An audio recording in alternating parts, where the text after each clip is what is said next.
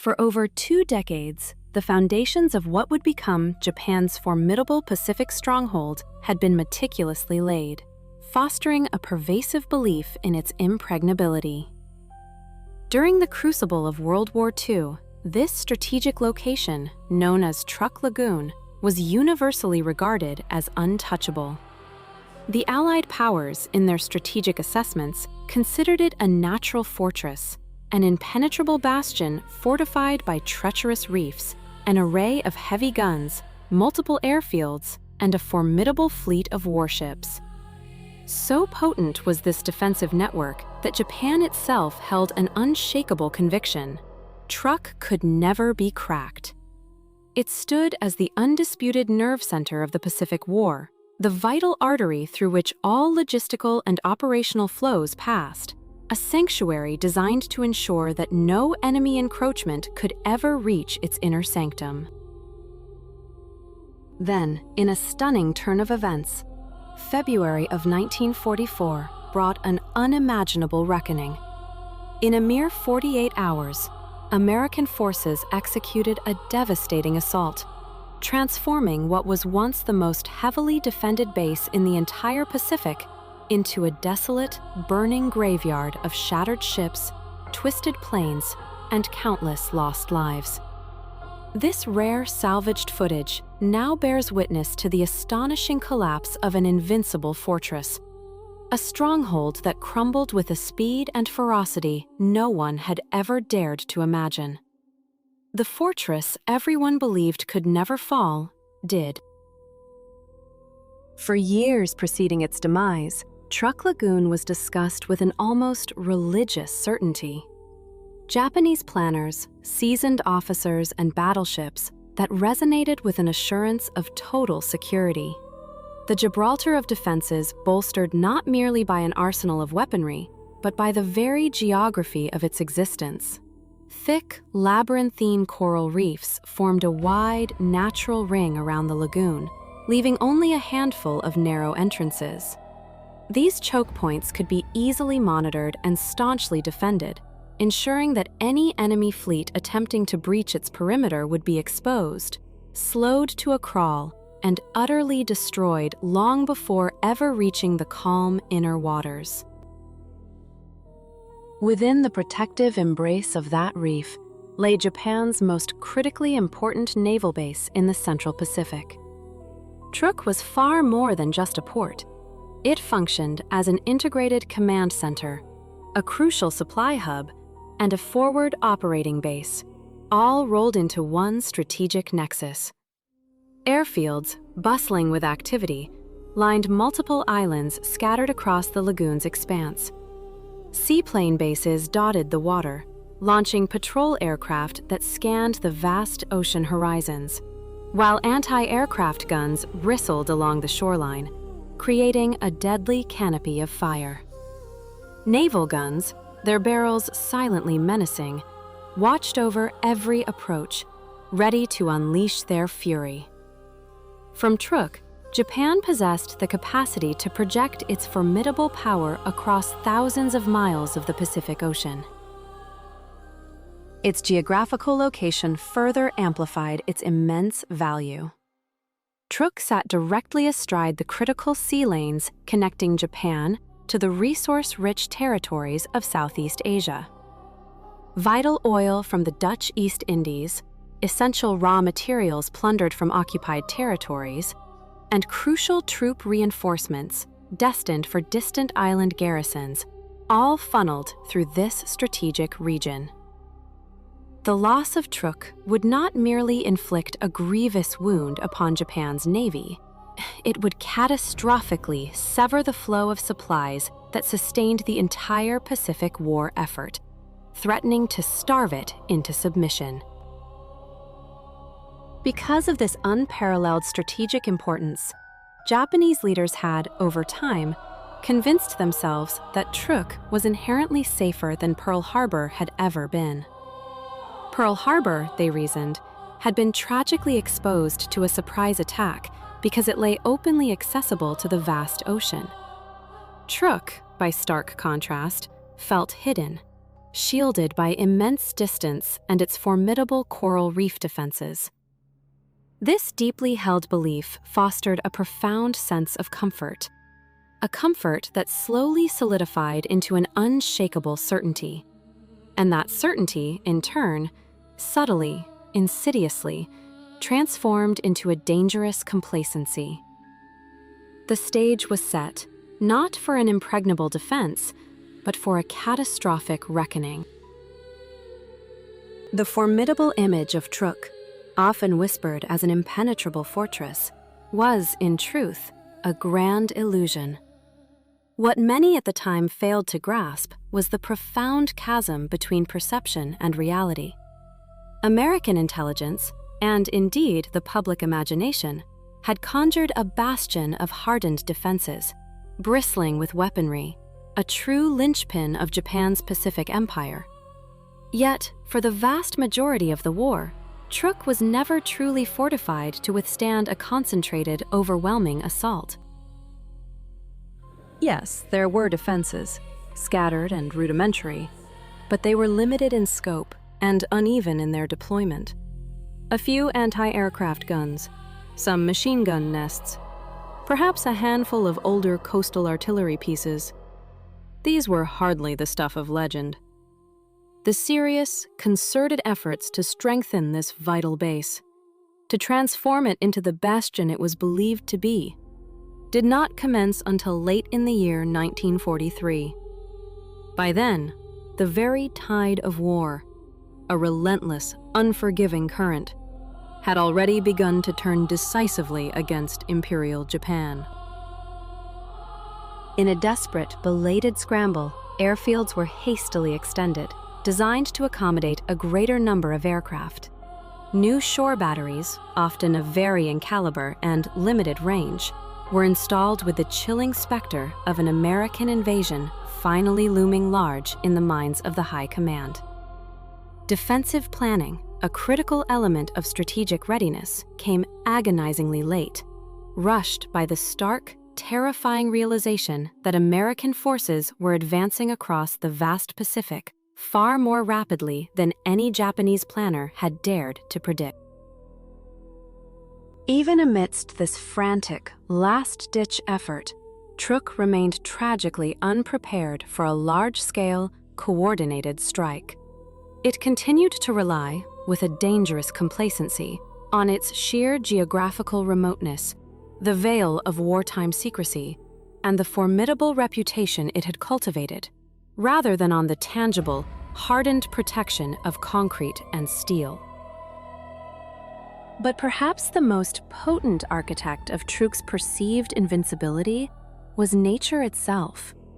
The colossal coral reef, a natural barrier of immense proportions, encircled the lagoon, creating a profound yet utterly false sense of permanence.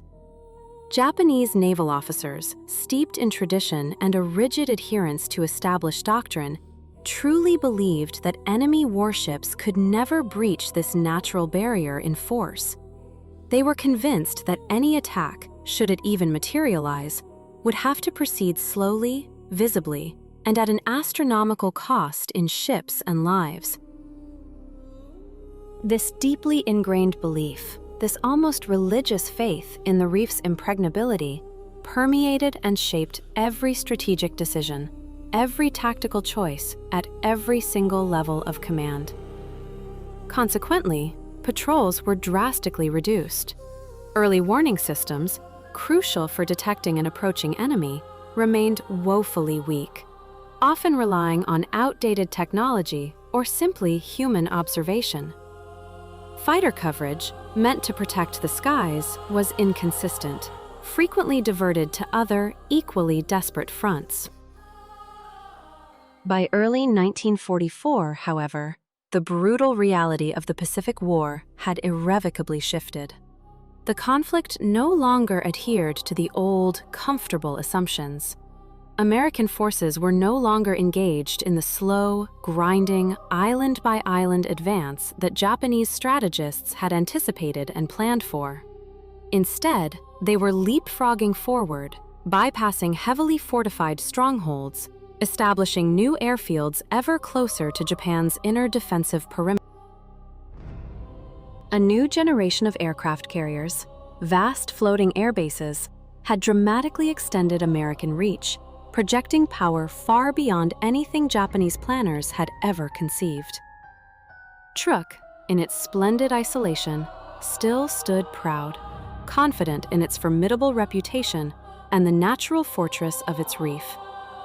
Unaware, tragically unaware, that danger was already moving toward it, steadily and quickly, from a direction no one inside the serene lagoon was truly watching.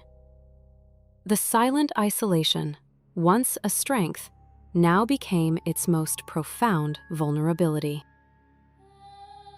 Yet long before the very first American bomb screamed down from the sky, Truk had already suffered a defeat, a quieter, more methodical, and ultimately more devastating blow.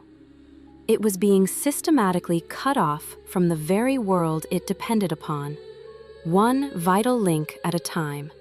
While still standing tall, its commanders and garrison pretending with a grim determination that nothing had fundamentally changed. By late 1943, the relentless American momentum across the vast expanse of the Pacific was undeniable, a force of nature in itself. Island after island, once considered impregnable bastions, were falling with a speed that far outstripped the most pessimistic projections of Japanese planners. Supply routes, which had once flowed freely, carrying the lifeblood of the empire, were now under constant, merciless attack.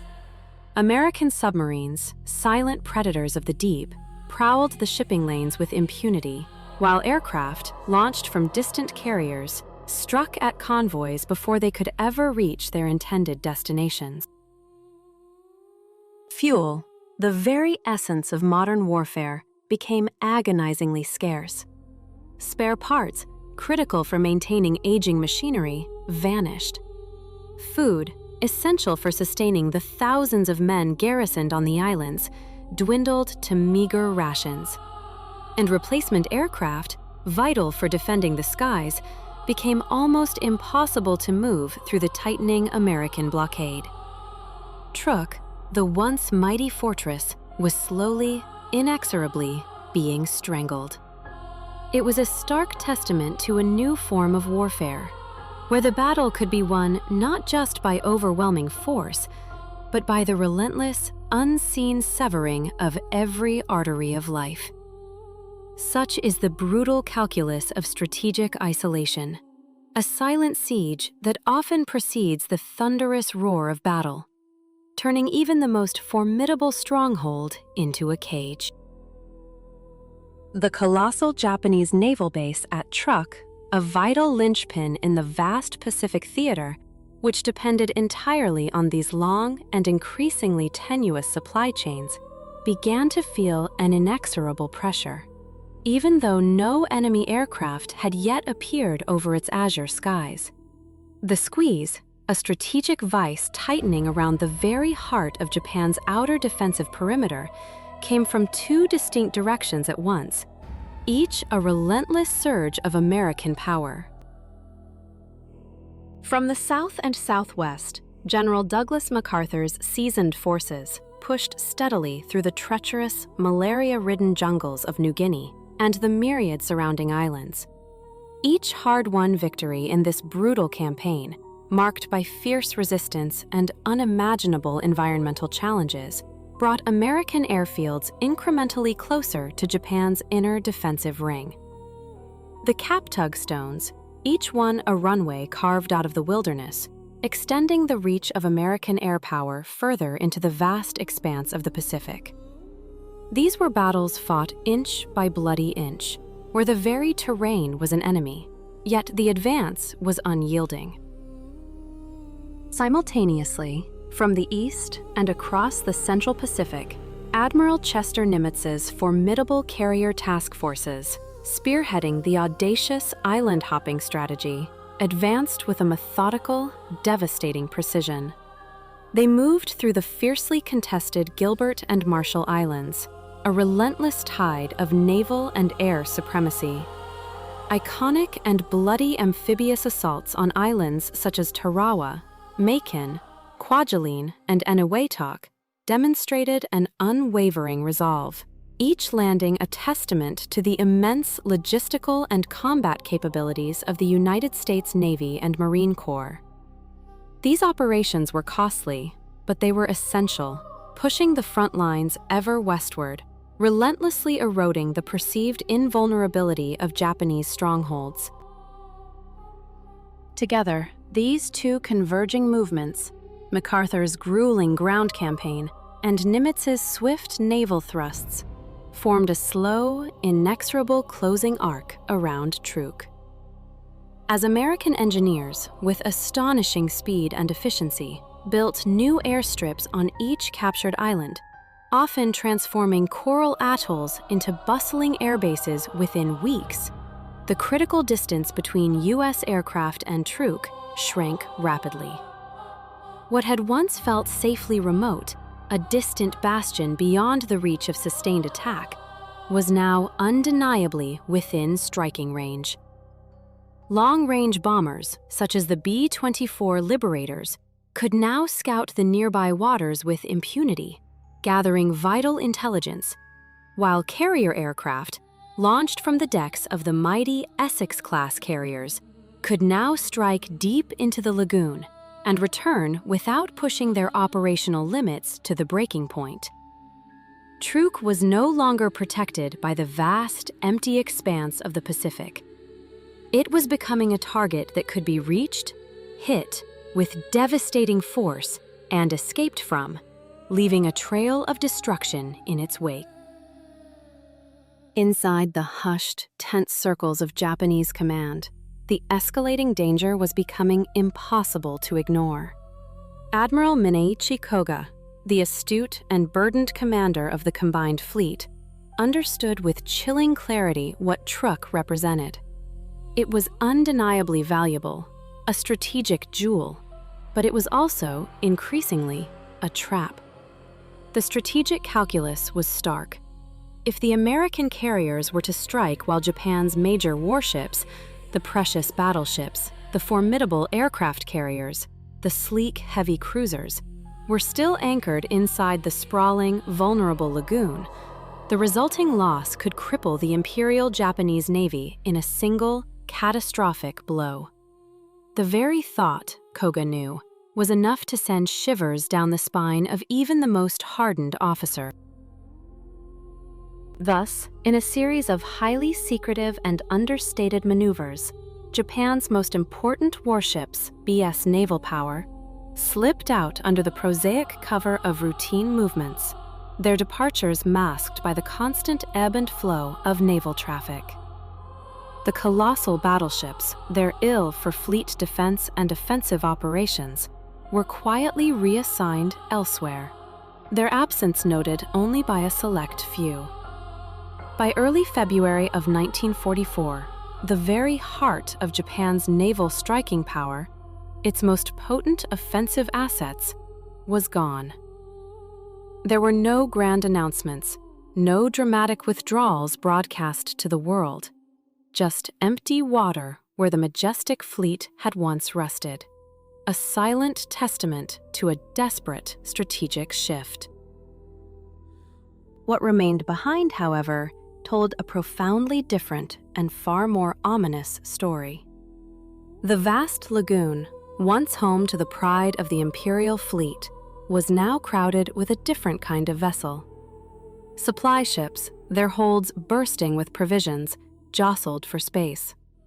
Oil tankers, pregnant with vital fuel, sat heavily at anchor.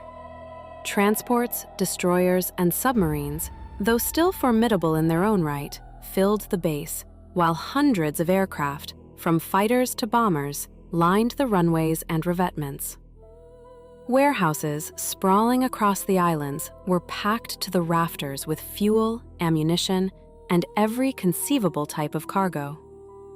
On papery, its strongest weapons, its most irreplaceable assets, had already been removed, spirited away to a safer, albeit temporary, haven.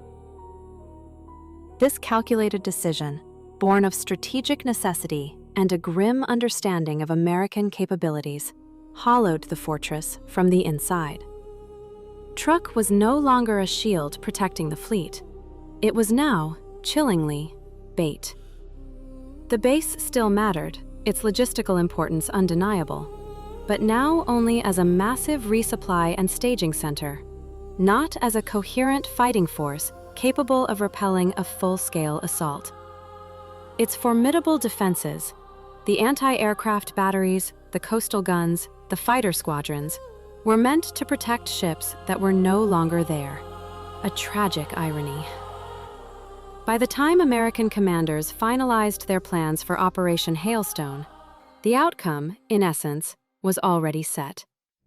Truk had been strategically isolated, stripped of its primary purpose, and left exposed, a hollow shell awaiting the inevitable storm.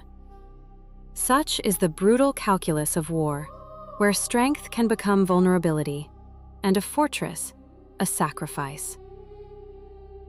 It stood, a formidable sentinel, its formidable defenses still intact, its arsenal still potent, and its reputation for impregnability still fiercely guarded.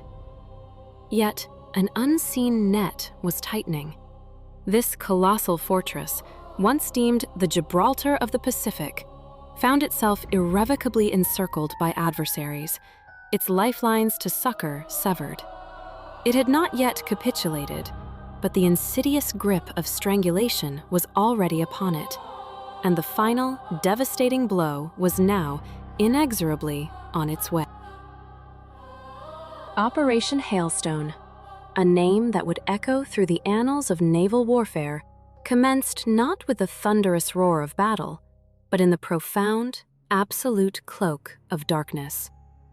The genesis of this monumental assault was marked not by explosions, but by an unsettling, almost eerie, silence. It was a silence pregnant with impending destruction, a stark contrast to the violence it portended. On February 12, 1944, a colossal armada, designated Task Force 58, slipped silently from its anchorage at Majuro. It turned westward, a metallic leviathan charting a course across the vast, indifferent expanse of the Pacific Ocean. This was no mere flotilla. It was a juggernaut of naval power. 5 fleet carriers and 4 light carriers, each a floating airfield bristling with destructive potential, moved as a single cohesive entity. They were meticulously screened by a formidable escort of battleships, heavy cruisers, and agile destroyers, a protective cordon designed to repel any threat. Packed onto the decks of these carriers were more than 500 aircraft, each a harbinger of the storm to come, their wings folded, their engines dormant, awaiting the signal to unleash their fury. With every nautical mile this silent armada traversed, the invisible noose around Truk Atoll tightened, drawing ever closer. And within the tranquil confines of that unsuspecting lagoon, not a single soul knew the cataclysm that was swiftly approaching. The Japanese garrison, confident in their bastion's strength, remained blissfully unaware. By the night of February 16th, the American fleet had closed the distance, positioning itself within striking range. The tension on the bridge of every vessel must have been palpable, a silent hum of anticipation. Then, in the pre-dawn hours of February 17th, the carriers executed their final, precise maneuvers, settling into their launch positions approximately 90 nautical miles northeast of the unsuspecting Truk Lagoon.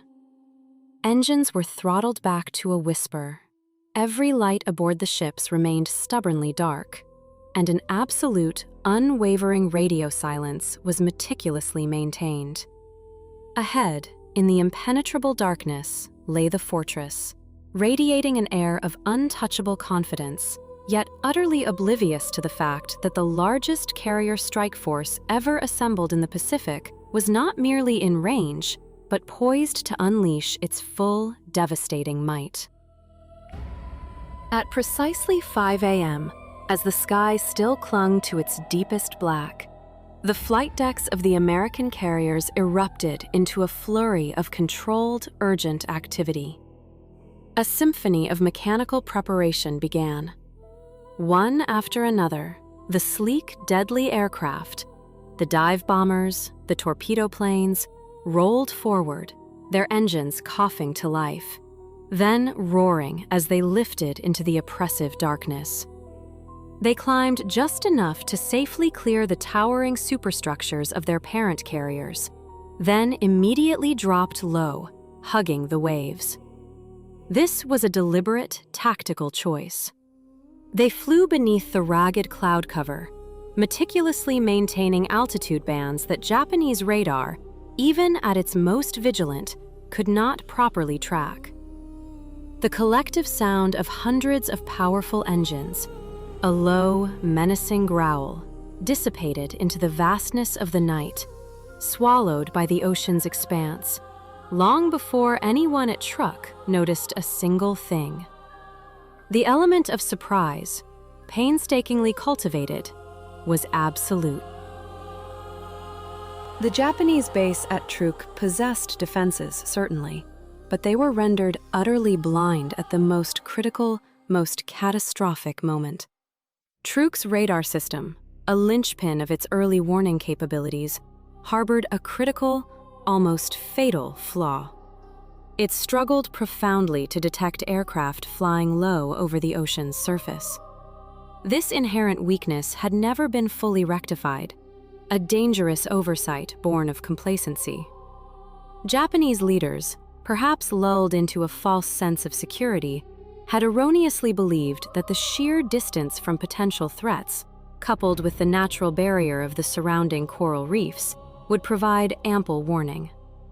On this fateful morning, that deeply flawed assumption became not just an error in judgment, but a death sentence.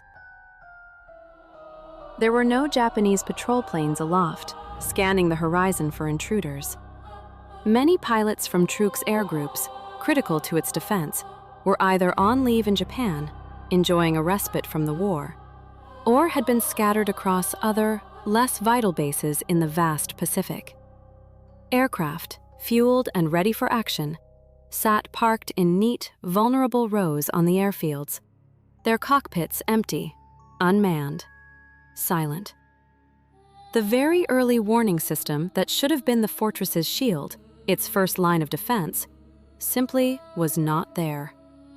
Truk, in its misguided confidence, was watching the wrong sky, looking for threats from above, while the true danger crept in from below, unseen and unheard.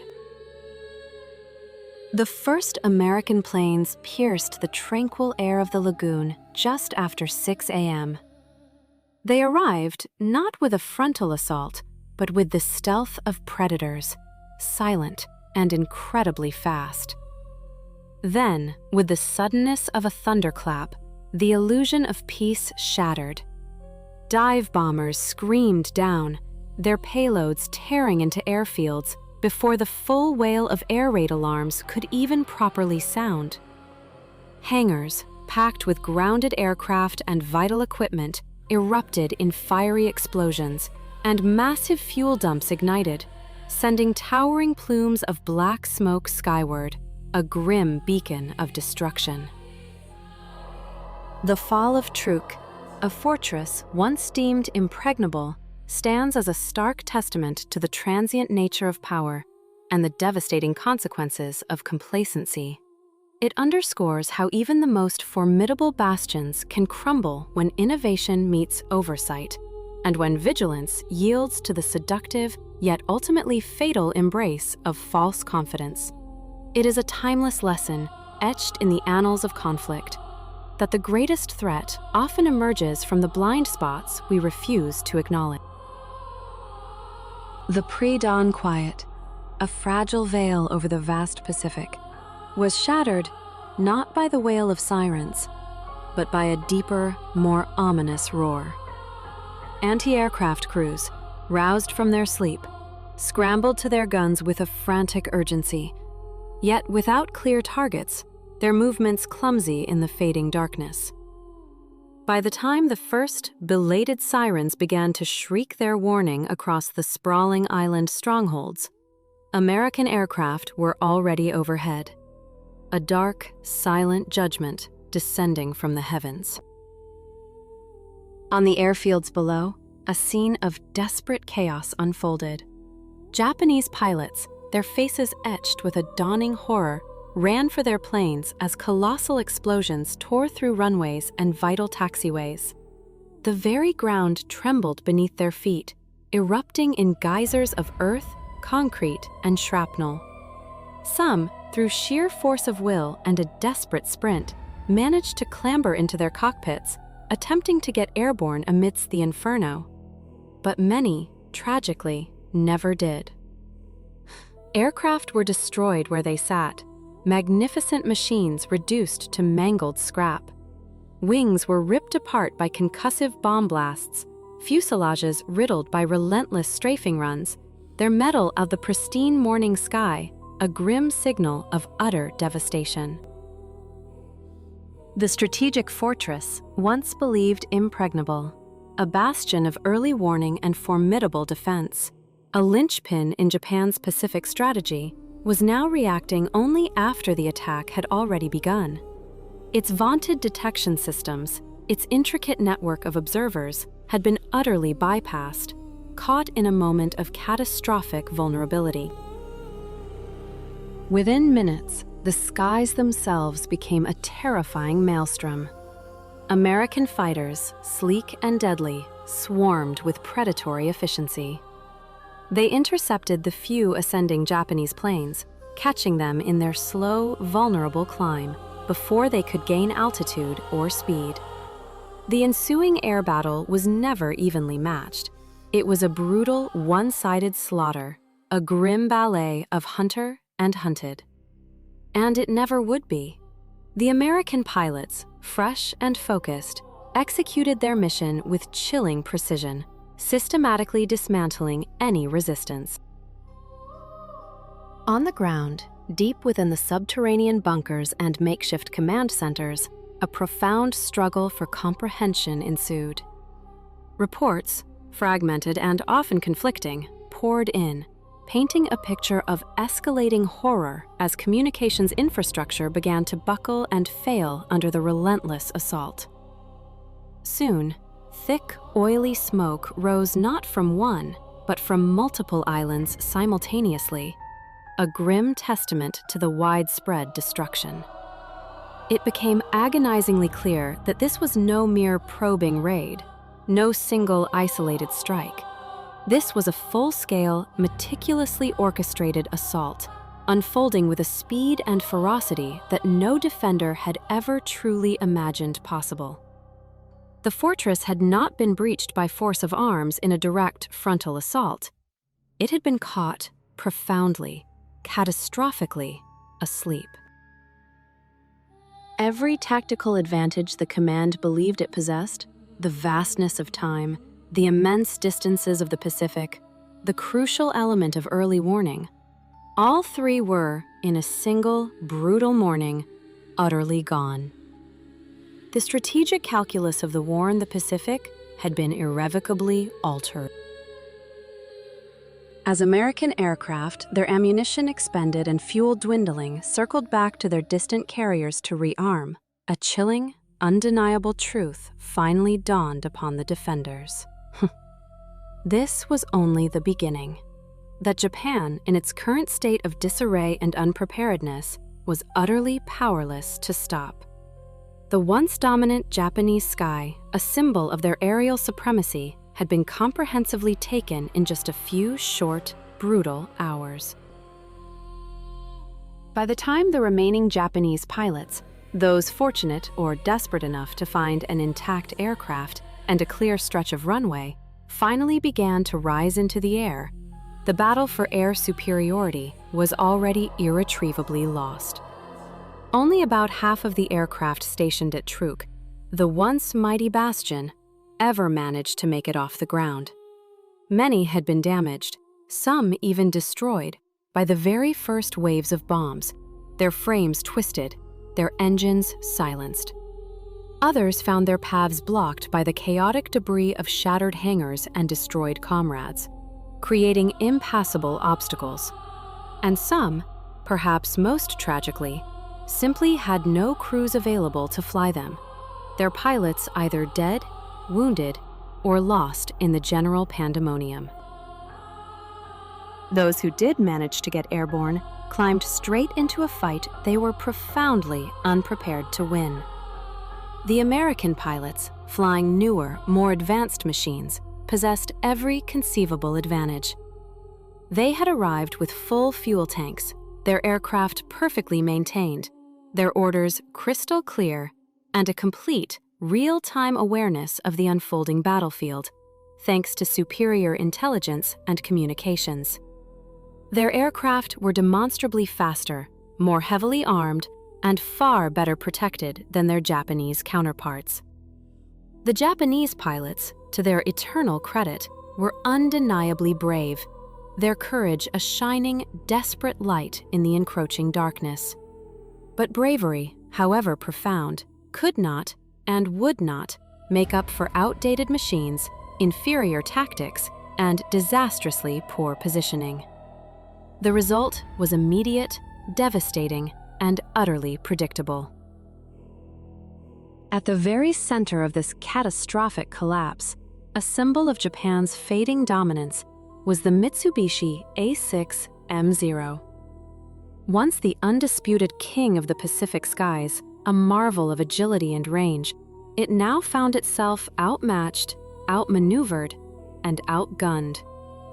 Its lightweight construction, once its greatest asset, was now its most fatal flaw, offering scant protection against the barrage of heavy machine gun fire and cannon shells.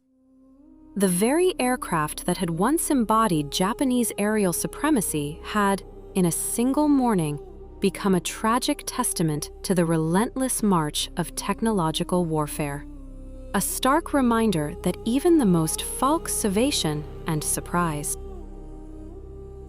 Once, early in the Pacific War, it had soared with an almost mythical dominance, its sleek lines a harbinger of terror.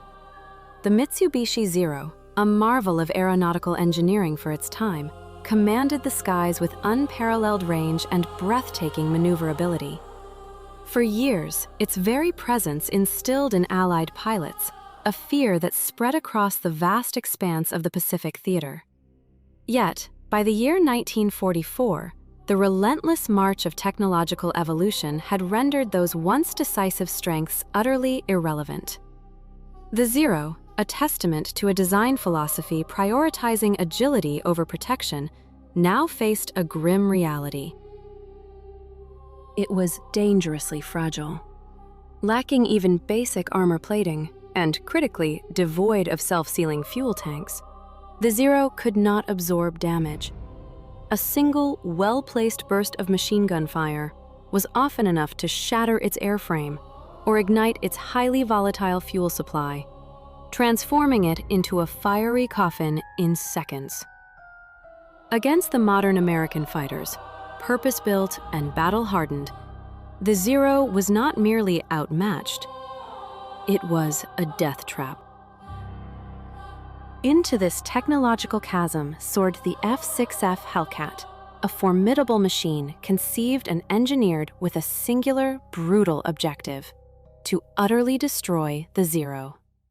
American intelligence had meticulously analyzed the Zero's strengths and weaknesses, feeding this critical data directly into the Hellcat's design brief. The result was an aircraft that was not only faster in a dive and stronger in a climb, allowing it to dictate the terms of engagement, but also armed with 6 heavy-caliber machine guns, each firing a devastating stream of 50-caliber rounds, capable of tearing enemy aircraft apart with punishment and still keep flying, a testament to its robust construction and protective features. American pilots, secure in their armored cockpits and self-sealing fuel tanks, could execute aggressive dive and zoom attacks, pulling away without fear of catastrophic damage. Japanese pilots, trapped in their vulnerable Zeros, could not even dream of such tactics. The imbalance, when the two met in the skies over the strategic Japanese naval base of Truk Lagoon, was immediate and brutally decisive. What began as an aerial engagement quickly devolved into a slaughter within hours. American fighters, operating in disciplined, coordinated groups, swept through the tropical sky with ruthless efficiency. They systematically picked off Japanese planes, many of which were struggling to gain altitude or execute defensive turns, their pilots already aware of their hopeless predicament. Zeros were shot down one after another, often before their pilots could even acquire a target, let alone engage. By noon, a mere few hours into the battle, approximately 30 Japanese fighters had been destroyed in the air. In stark contrast, the Americans had lost only 4 aircraft in return.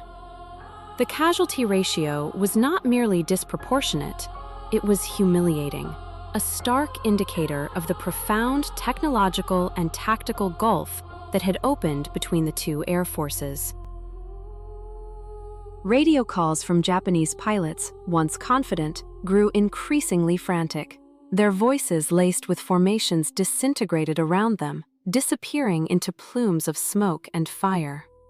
Commanders on the ground, witnessing the aerial carnage unfold, realized with a chilling certainty, and far too late, that they no longer held even nominal control of the airspace above their own vital base. Every minute that passed, every Zero that fell, widened the gap, pushing them further into an irreversible abyss of defeat. The sky over Truk, once a bastion of Japanese air power, now belonged entirely, irrevocably, to the United States.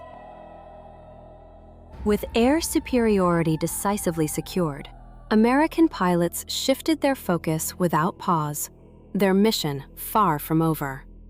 Fighters descended from the heavens to strafe the airfields below, unleashing a torrent of lead onto aircraft parked wing to wing, transforming them into burning whitens that ripped through the facilities.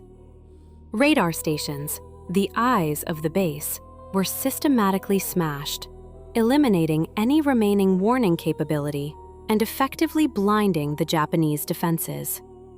In a single morning, the fortress of Truk was stripped of its aerial shield and its vital sensory organs. More than 40 Japanese aircraft were destroyed on the ground as infernos spread across the airfields, consuming everything in their path. Some planes burned without ever having the chance to start their engines, their crews desperately trying to push them to safety. Others were ripped apart by relentless strafing runs, their metal skins shredded as ground crews made futile attempts to scramble them into position. By early afternoon, the once formidable Japanese air arm at Truk had been virtually annihilated. Almost no aircraft remained capable of fighting. The loss of the sky changed everything. Ships anchored within the lagoon, once protected by a formidable aerial umbrella, now lay exposed and vulnerable, their fighter cover erased. Anti-aircraft guns, stripped of their early warning systems, were overwhelmed by the relentless waves of American aircraft. Every movement on the ground became visible from above, every vessel a sitting target. Truk, once deemed an impregnable fortress, was now utterly defenseless in the most critical way imaginable. With Japanese air power erased in just a few brutal hours, the fate of the entire fortress was sealed. What remained inside the lagoon was trapped, helpless, and fully exposed. A stark monument to the brutal efficiency of modern warfare and the unforgiving consequences when the tide of technological superiority turns. The illusion of impregnability, so carefully cultivated, can be shattered in a single day.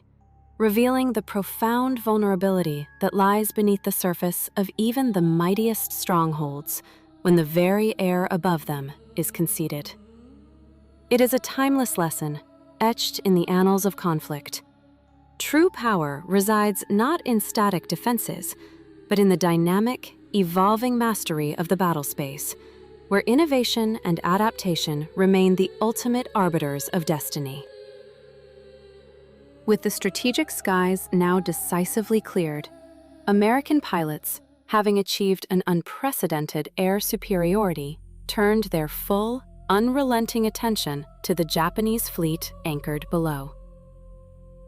The formidable air defenses that had once protected this vital Pacific stronghold, rendering it a perceived bastion of invincibility, lay shattered. And rare, meticulously preserved footage, captured amidst the chaos and destruction, reveals with chilling clarity just how the United States Navy went about obliterating Japan's supposedly invincible fortress in a mere 48 hours. What was once the serene, azure expanse of Truk Lagoon, a bustling hub of naval power and logistical might, was destined to transform into a stark graveyard of twisted steel and sunken dreams. Once the American pilots, their mission priorities irrevocably shifted from neutralizing the airfields to engaging the myriad vessels within the lagoon itself, the scale and intensity of the destruction became utterly non-stop. This extraordinary U.S. Navy aviation footage, a silent testament to an unparalleled aerial assault, captures the sheer, unimaginable scale of the cataclysm that unfolded. The Japanese ships, caught entirely by surprise, sat packed perilously close together, their decks a chaotic mosaic of vital, yet dangerously flammable cargo.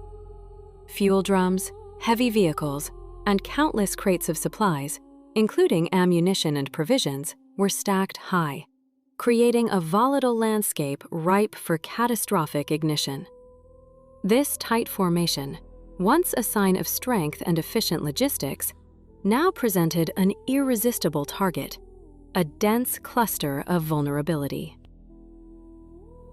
Within mere minutes of the shift in focus, the first wave of American dive bombers began their terrifying descent, plummeting almost vertically from the heavens. Their engines screamed a death knell as they released their payloads with pinpoint accuracy.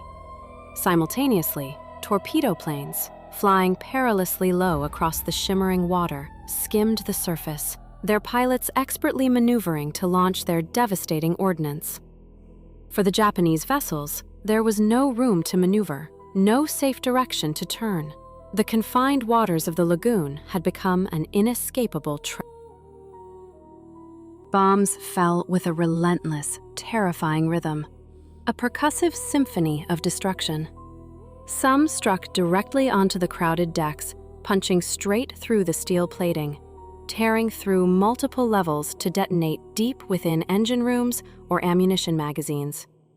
Others, designed for maximum underwater damage, detonated alongside hulls, their explosive force tearing open massive metal plates below the waterline, condemning the stricken ships to a slow, agonizing descent into the depths. Torpedoes, launched with deadly precision, slammed into ships that were often already crippled and listing, delivering the final, decisive blow, finishing them off without delay. Fires erupted instantly across the lagoon, fed voraciously by the spilled fuel and ammunition stacked everywhere on deck and within the holds. The flames, initially small points of light, rapidly escalated into raging infernos, consuming everything in their path. Then, thick, acrid black smoke began to billow upwards, an ominous, suffocating cloud that spread rapidly across the entire lagoon. It blocked all visibility, creating a choking haze that trapped the remaining ships in a terrifying, disorienting shroud, turning the battlefield into a hellish, smoke-filled labyrinth. Japanese crews scrambled in utter panic, their disciplined training dissolving into desperate chaos. Anti-aircraft guns, though now futile, fired wildly into the smoke-filled sky, their tracers a desperate, lonely protest against an invisible enemy. But there was no fighter cover left to protect them, no coordinated command structure to guide their defense. Many gunners, demonstrating a tragic, unwavering sense of duty, kept firing even as the relentless flames crawled across their very decks, their faces grim. Others, recognizing the futility of their stand, abandoned their positions and, in a desperate bid for survival, tried to escape over the sides of their burning ships. Lifeboats were frantically lowered into the water, only to be met by a horrifying reality. The surface was already burning, slick with spilled fuel from ruptured tanks. The lagoon, which had only hours before been a calm, protected sanctuary, now transformed into a confined, inescapable killing ground. Its waters a terrifying mixture of fire and oil. One of the most shocking and unforgettable moments captured on film for posterity was the catastrophic destruction of the ammunition ship, the Ikokoku Maru. A single, precisely aimed bomb penetrated deep into the ship's superstructure, piercing through multiple decks and finally reaching its densely packed, highly volatile stored exploding power.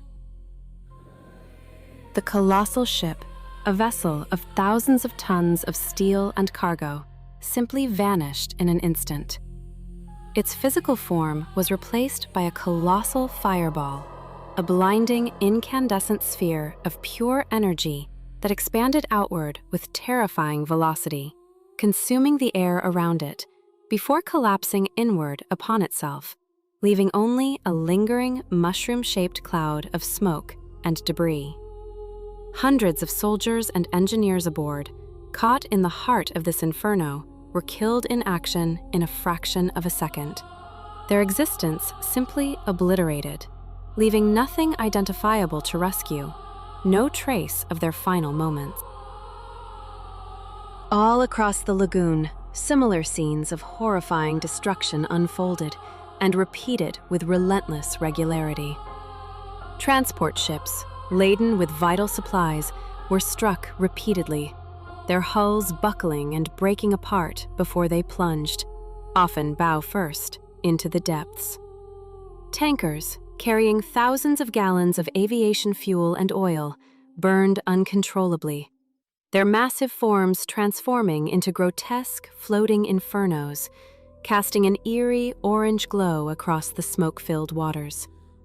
Smaller warships, caught in the maelstrom, took direct torpedo hits and snapped violently in two, their halves sinking rapidly, silently.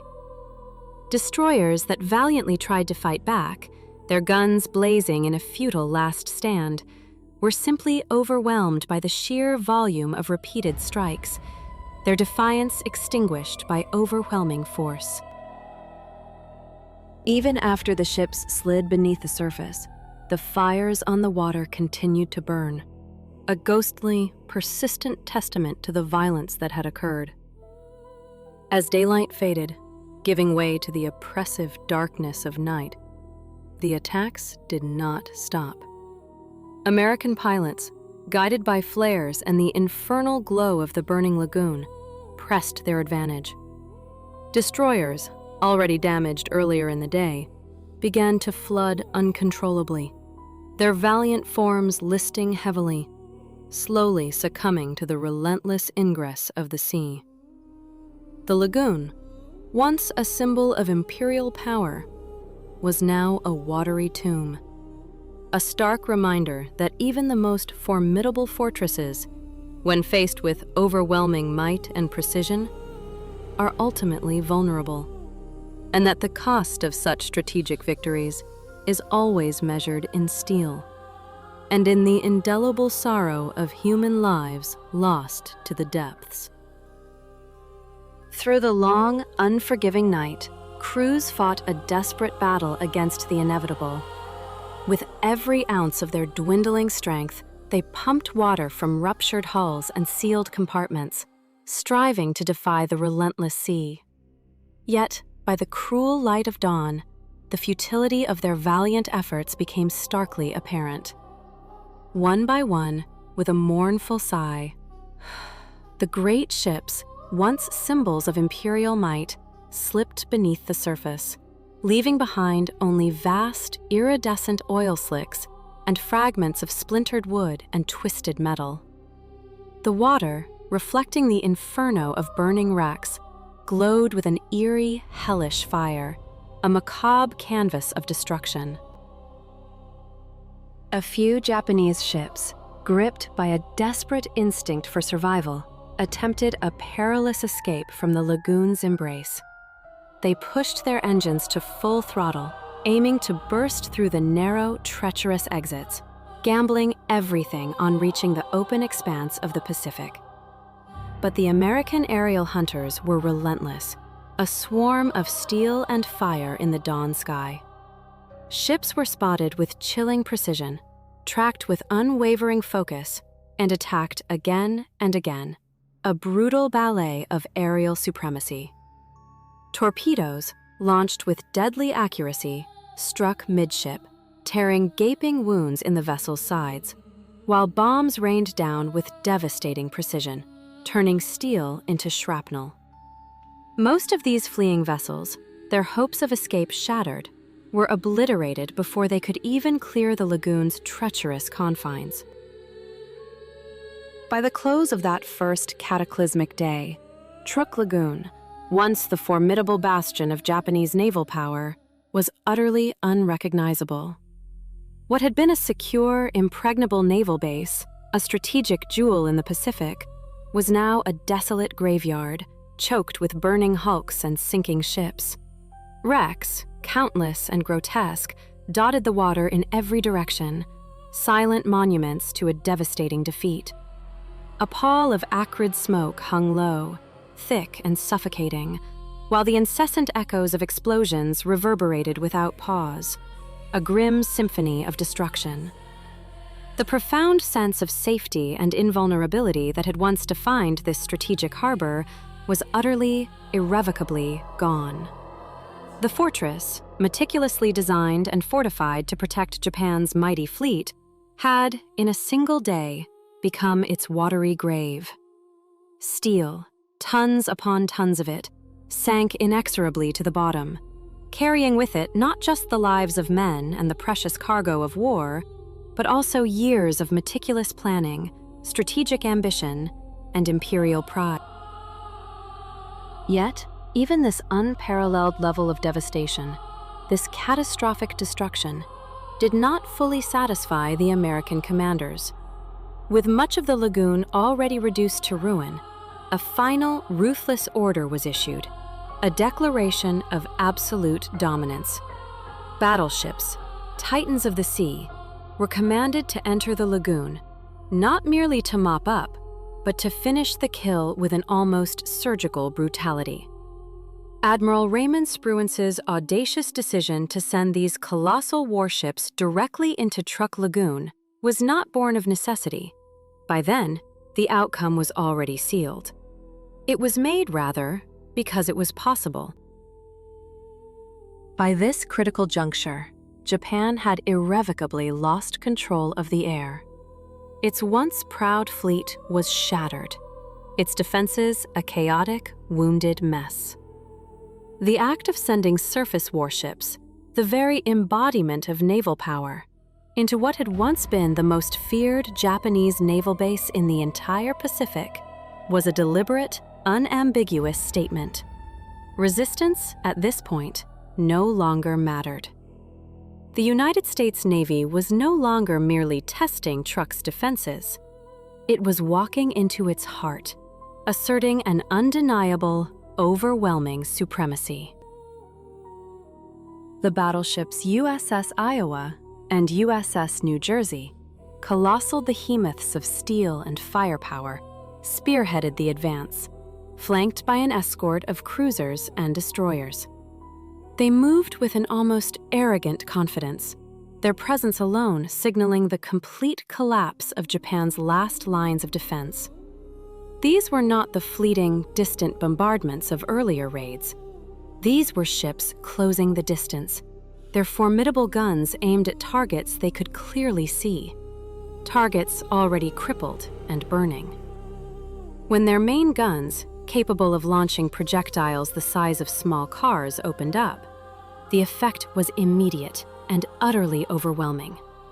Shells weighing over a ton, each a concentrated package of explosive force, slammed into the Japanese vessels, many of which were already reeling from the relentless air attacks. The impact was cataclysmic, tearing them apart in mere seconds, transforming them into twisted, burning wrecks. The light cruiser Katori became a poignant, almost tragic example of the utter hopelessness of the situation. Already severely damaged, her hull aflame, she made a valiant, defiant attempt to fight back, firing what few guns she still had operational. It was a gesture of desperate courage, a final, futile roar against the inevitable. But it made no difference. The overwhelming might brought to bear against her was simply too great, too absolute. Her resistance, however brave, was a mere whisper against the thunderous roar of American power. What then does it mean for a fortress to become a tomb? For the very instruments of protection to become the agents of destruction? It speaks of the ephemeral nature of power, the brutal swiftness with which fortunes can turn, and the profound, often tragic cost of strategic miscalculation.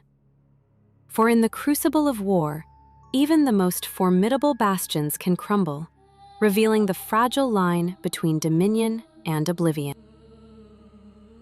She was struck repeatedly by heavy caliber shells, each impact a thunderous declaration of intent, punching straight through her hull with terrifying ease. These were not mere penetrations. They were catastrophic breaches, tearing through steel plates, igniting fuel stores, and unleashing a maelstrom of destruction within her vital compartments.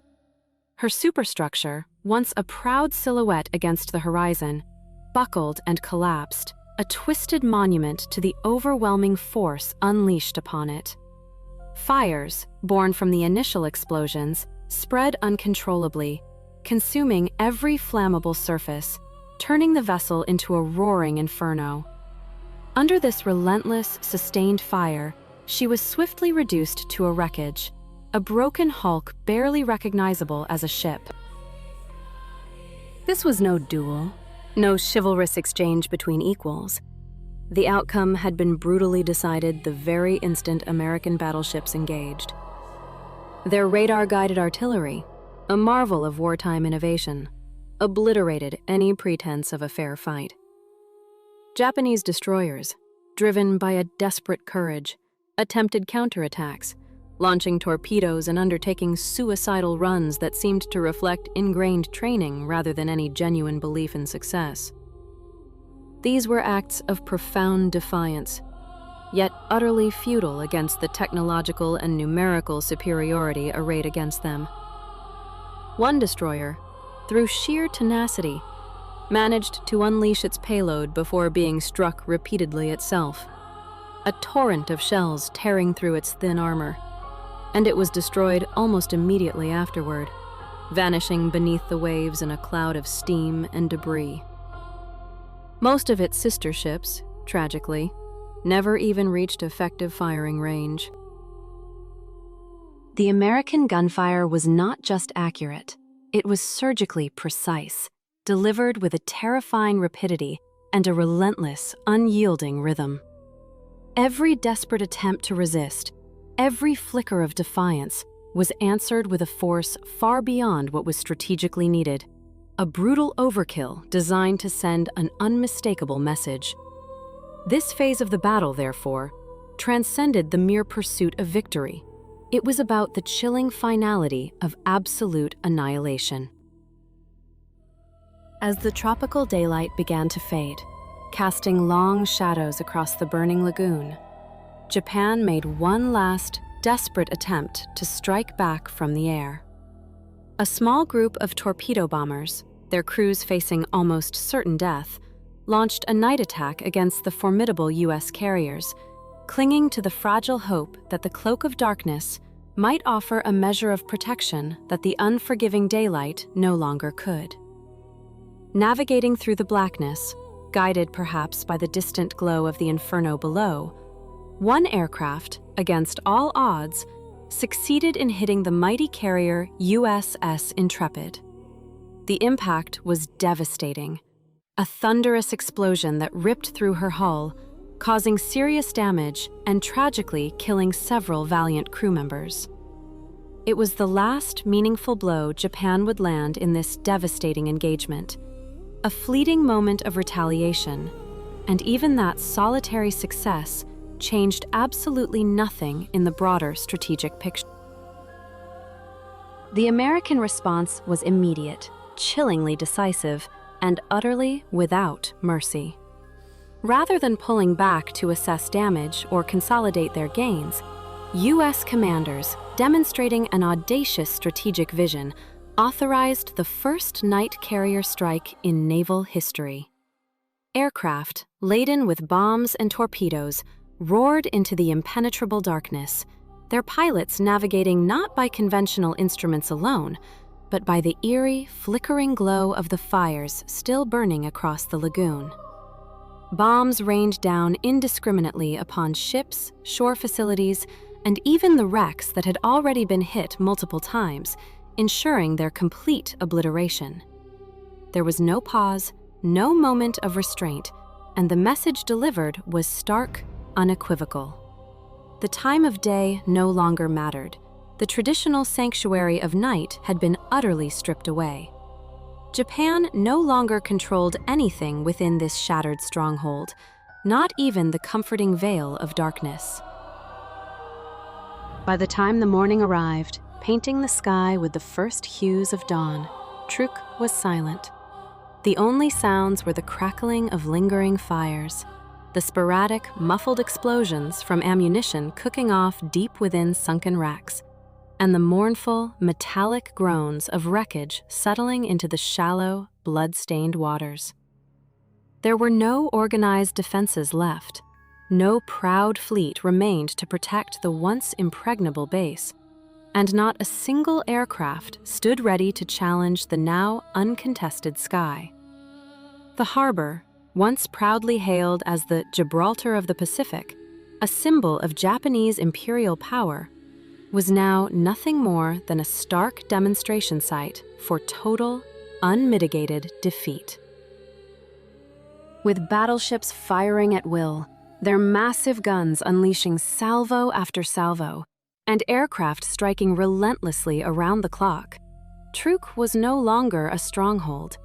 It was a chilling warning to the Japanese Empire.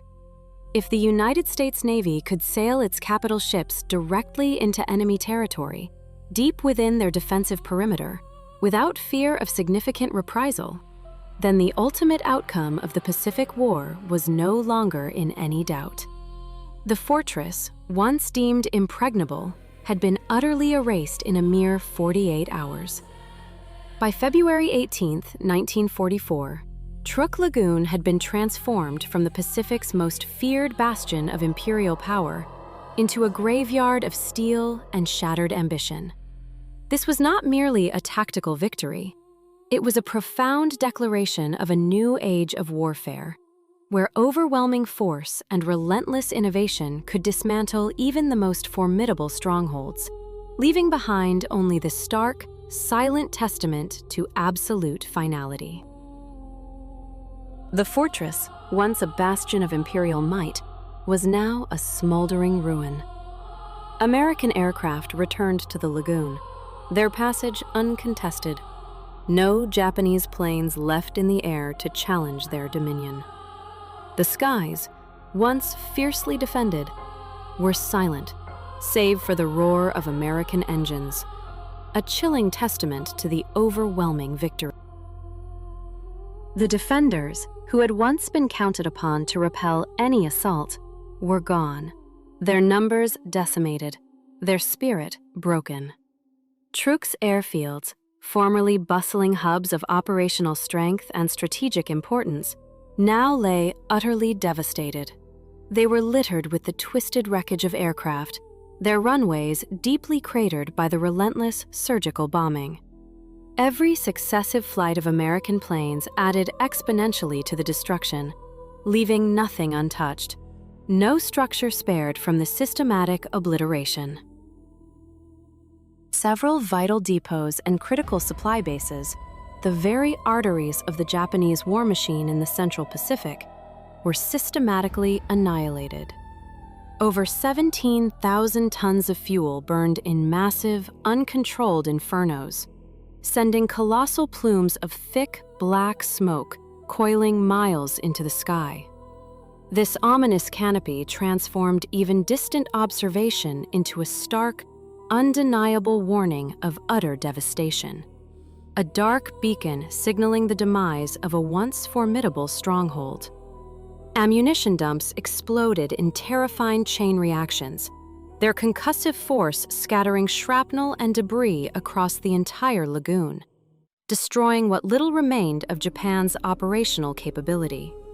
Each target struck, every depot obliterated, compounded the speed and completeness of the collapse, accelerating the fortress's demise into an unstoppable cascade of destruction. The base, once imagined as impenetrable, a strategic jewel in the crown of the empire, now lay in desolate ruins, its very purpose nullified. The scale of the damage was catastrophic, far exceeding initial estimates. Almost a tenth of Japan's entire merchant fleet in the Central Pacific, the lifeblood of its island garrisons, was lost, sunk beneath the waves or burned to ashes in the lagoon. Losses of this magnitude could not be quickly replaced. Japan's industrial capacity, already strained to its breaking point, simply could not rebuild ships and infrastructure at the necessary pace. Even if the empire attempted to rebuild, the gaping chasm in logistics and naval power created by this single, devastating assault was already permanent, an irreparable wound in its strategic capabilities. Truk could no longer serve as a staging point for offensive operations, a critical supply hub for distant garrisons, or a defensive anchor for the fleet. The perceived strength of this mighty fortress had been erased in a mere 48 hours, a blink in the eye of strategic warfare. American losses, in stark contrast, were minimal, almost negligible. While one carrier, the USS Intrepid, had sustained damage during a daring night attack, no American ships were sunk. Aircraft losses were similarly inconsequential when weighed against the sheer scale of destruction inflicted upon the Japanese base. This profound disparity in casualties and material loss made the assault even more devastating, underscoring a brutal new reality of modern warfare. The imbalance between attackers and defenders was not merely a tactical victory, it was a strategic paradigm shift. Control of the skies, coupled with the overwhelming speed and precision of attack, had proven to decisively outweigh static defenses. The formidable walls, the natural reefs, the reinforced bunkers that had once defined Truk's invincibility. Truk itself was never invaded by ground forces. There was simply no need. Its formidable defenses had been neutralized, its strategic value rendered obsolete, without a single American boot ever touching its shores. The fortress had been stripped bare of its offensive and logistical capabilities, reduced to nothing more than wreckage and a fading memory of its former glory. The Japanese garrison, once supremely confident in their Gibraltar of the Pacific, now found themselves isolated. Without means to contest further American advances, their morale shattered. The lagoon, which had once symbolized an unassailable invincibility, now stood as a stark monument to the futility of underestimating the transformative power of air superiority and the devastating impact of strategic surprise. In just 48 hours, Japan's mightiest base in the Central Pacific was shattered beyond any hope of repair. Every single element essential to sustaining a military stronghold utterly destroyed. And so, the very nature of conflict shifted, revealing a truth as stark as the smoke-filled skies over Truk: that even the most formidable bastions, forged in the crucible of ambition and guarded by the fierce will of nations, are ultimately vulnerable to the relentless evolution of human ingenuity and the unforgiving calculus of power. They stand until they don't.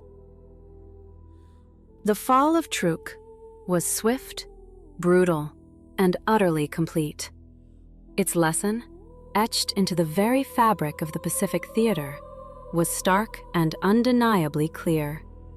No fortress, however meticulously fortified or strategically isolated, could withstand the devastating confluence of modern air power, the shock of surprise, and the relentless velocity of attack. Truk, once a bastion deemed invincible in myth and propaganda, revealed a brutal truth. Even the most formidable defenses could be shattered, crumbling under a relentless, coordinated assault from the skies. The vast expanse of the Pacific had witnessed the definitive end of an era, a paradigm shift in warfare. The message, delivered with thunderous finality, was unmistakable. From that moment forward, it was clear: the power wielded in the sky would irrevocably decide the fate of all fortresses, all strongholds, all nations below.